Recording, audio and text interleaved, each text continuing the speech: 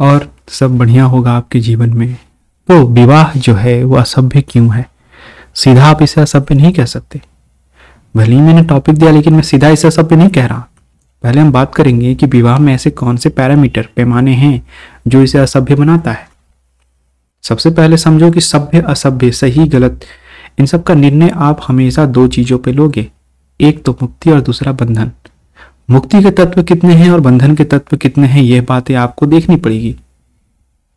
और आप कहोगे कि मुक्ति के तत्व किस ओर, बंधन के तत्व किस ओर, उनका कोई डायरेक्शन तो वेरीफाइड होगा ना। तो वह डायरेक्शन से अनुभव, अगर आप अनुभव को कैद कर लेते हो या एक साइक्लिक अनुभव में फंस जाते हो तो फिर वो बंधन है।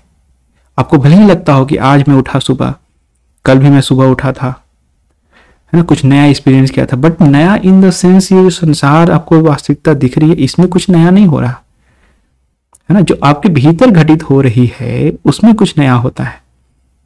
जैसे आपने अगर एक ऐसा जीवन जिया जिसमें आपने बेहतर अन्न नहीं पाया, भूखे का जीवन, तो शायद आप अन्न की तृप्ति के बाद भी अन्न की जो आवश्यकता है उसको ना देख पाओ।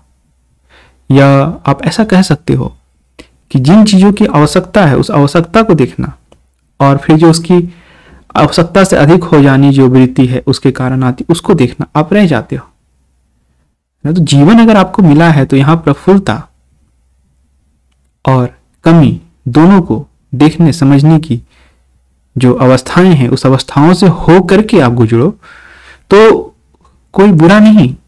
लेकिन अगर ये अवस्थाएं उसमें नहीं हो जो आपको ये समझा जाए कि उसमें रस कितना, निरस कितना, या उसमें कोई वास्तव में कभी रस था या सदा से निरस था, अगर ऐसी कोई व्यवस्था ना हो तो फिर वह सिर्फ बंधन का कारण है। वो बंधन वाली व्यवस्था है, गुलाम वाली व्यवस्था है। तो विवाह के साथ यही चीज है। एक समय था जब विवाह की आवश्यकता थी। क्यों? क्योंकि अगर हम प्रेम को कहें तो प्रेम तो क्षणिक होता है, इसमें कोई दो राय नहीं है। The moment, love is always for the moment. ठीक, मोमेंट के सीक्वेंस चल सकते हैं आपके लाइफ में, लेकिन अगर उस मोमेंट के कारण कोई इस अस्तित्व में आता है तो उसकी रिस्पॉन्सिबिलिटी किसकी होगी, किनकी होगी रिस्पॉन्सिबिलिटी? आप कह रहे हो कि प्रेम में दोनों होने चाहिए, love should not be the platonic, कि यहां सोच लिया मैंने माइंड बॉडी का आप उसमें इंक्लूड कर रहे हो जब, तो उसके कारण अगर कोई माइंड बॉडी एग्जिस्टेंस में आता है तो उसकी रिस्पॉन्सिबिलिटी इंक्लूड करनी पड़ेगी, है ना। लेकिन ये रिस्पॉन्सिबिलिटी इंक्लूड करने के लिए जरूरी नहीं है कि विवाह वाली व्यवस्था हो, राइट। क्योंकि अगर आपका समाज बहुत ज्यादा नैतिक पूर्ण होगा तो वैसे जीवन का भी भार लेगा, लेकिन अगर समाज पाखंडी होगा तो विवाह वाली व्यवस्था बनाएगा। तो एक तरीके से दोनों पैरेलल इसमें चल रहे होते हैं इस व्यवस्था में। एक तो समाज कह रहा था कि तुमने पैदा किया तो तुम समझो, पहली बात तुम दोनों समझो, हम तुम दोनों को बाइंड कर देंगे, राइट। पहले तो इतना राइट्स नहीं था ना वोमेन्स को, भारत में भी जैसे वोमेन्स को राइट नहीं था, वो तो अम्बेडकर आए तो वोमेन्स को राइट भारत में दिलाया कि आप पढ़ सकते हो, एक पति का अधिकार होना चाहिए, मतलब एक पत्नी अगर एक पति के साथ रह रही है तो हिंदू लॉ मैरिज एक्ट में ऐसा किया गया कि वो उसे दूसरी विवाह नहीं कर सकते हिंदू पुरुष। पॉलीगेमी का जो कॉन्सेप्ट पहले था उसको खारिज कर दिया गया। अब जो कॉन्सेप्ट आता है वह आता है कि they should be loyal to each other. अब कुछ लॉ जो बन गए हैं जिसके कारण वो लॉयल ना भी हो तो उसमें कोई दिक्कत नहीं है स्त्रियों के लिए। तो थोड़े से लॉ स्त्रियों के प्रति ज्यादा फ्रीडम और लिबरल हुए हैं, लेकिन प्रैक्टिसेस में नहीं है। तो वोमेन ऑब्जेक्टिफिकेशंस तो अभी भी विवाह में है, तो इसमें वो हमेशा रहेगा क्योंकि विवाह व्यवस्था ही वैसी है और बनी ही जिस कारणों से थी, जिन पैरामीटर्स पे थी, उसमें वोमेन ऑब्जेक्टिफिकेशन और वोमेन को सिर्फ एज अ माना जाता था कि she can only bring the children, we are the children. तो वैसा ही अभी भी मेंटलिटी जो विवाह करते हैं उनका भी यही रहता है कि एक लाइफ में अगर कोई पार्टनर होंगी तो उनका कोई ऐसा नहीं रहता, विवाह वाले मैं बात कर रहा हूँ, लिविंग रिलेशनशिप और ये सब की, चलो उसके भी अपनी बुराइयां हैं, लेकिन they are more better than the marriage life. इस बात को समझना। अगर आप पैरामीटर्स को देखो, अनुभूतियों के पैरामीटर्स को, लिबर्टी के पैरामीटर्स को, तो विवाह से बेहतर लिव इन रिलेशनशिप्स है। और वो तब बेहतर होगा जब दोनों पक्ष, स्त्री पुरुष या जो भी पक्ष हैं, दोनों पक्ष अगर इसलिए साथ आए कि they want to explore the life, they want to explore the mind body, they want to explore something, to understand something, they want to go beyond the cyclic nature of mind body. तो अगर उसलिए साथ आते हैं तो व्यवस्थाएं living relation की बुरी नहीं है। लेकिन विवाह की इसलिए है क्योंकि वहां जो रिस्पॉन्सिबिलिटी, देखो एक तो सबसे पहले समझना कि समाज आपको कह रहा है कि यू शुड प्रोड्यूस, सत्ता आपको कह रहा है कि you should produce the children.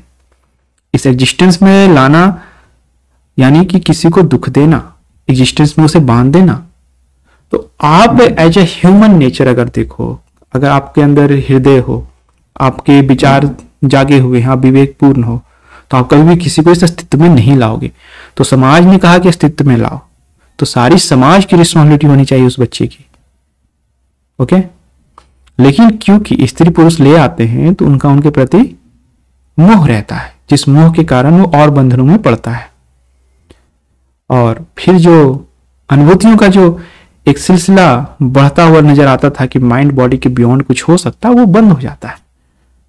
इसलिए विवाहितों लोगों को पहले आप देखोगे कि परिवराज्य का कोई अधिकार ही नहीं था, वो आत्मज्ञान या के लिए योग्य भी नहीं माने जाते थे। खैर अभी तो डेमोक्रेटाइजेशन हो गया है, तो आप हर चीज पढ़ सकते हो, विवाह के पहले, विवाह के बाद। लेकिन अगर आप पूरे पर्सपेक्टिव में समझने की कोशिश करो कि क्या विवाह सभ्य है या असभ्य, तो विवाह असभ्य है, क्योंकि उसमें मोरल कंपोनेंट्स को जानबूझ करके दिखाया जाता है, जो कि कभी होता नहीं है उसमें। तो इस कारण विवाह जो है असभ्य है। There is no moral component. Moral component मतलब होता है कि you have some component for the liberty, जो उसमें नहीं होता है।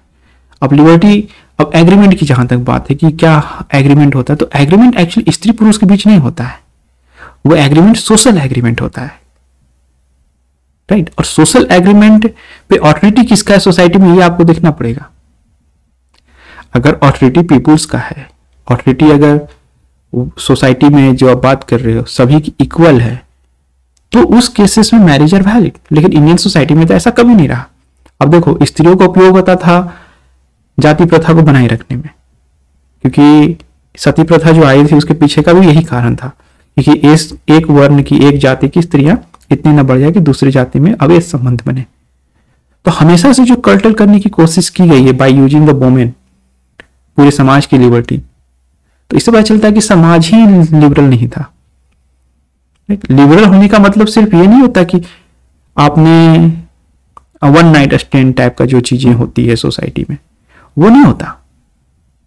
बात समझना, वहां ह्यूमन बीइंग इतने अवेयर होते हैं, ह्यूमन बीइंग इतने अवेयर होते हैं कि they always trying to reach beyond the mind body. Okay, और वो तभी हो सकता है जब आपके अंदर मोरल कंपोनेंट्स हो टू एनी रिलेशनशिप, राइट। लेकिन अगर आपके ऊपर कोई ऐसी व्यवस्था हो गई है जिसमें आपको ऐसे कंपोनेंट्स मिले ही नहीं, तो फिर आप बेहतर नहीं कर सकते, आप खुद को एक्सेस नहीं कर सकते, आप खुद को ब्लॉक कर लोगे एक प्रकार से in a defined experience of the society. तो इस डिफाइंड एक्सपीरियंस से अगर निकलना है तो डेफिनेटली आपको विवाह वाली व्यवस्था में नहीं जानी चाहिए, प्रजनन वाली व्यवस्था में नहीं जानी चाहिए।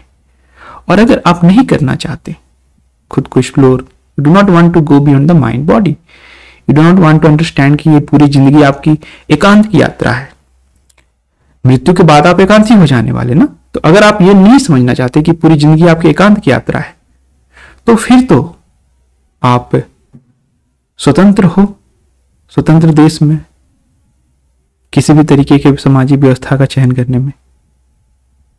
तो आज हम यही रखते हैं। धन्यवाद।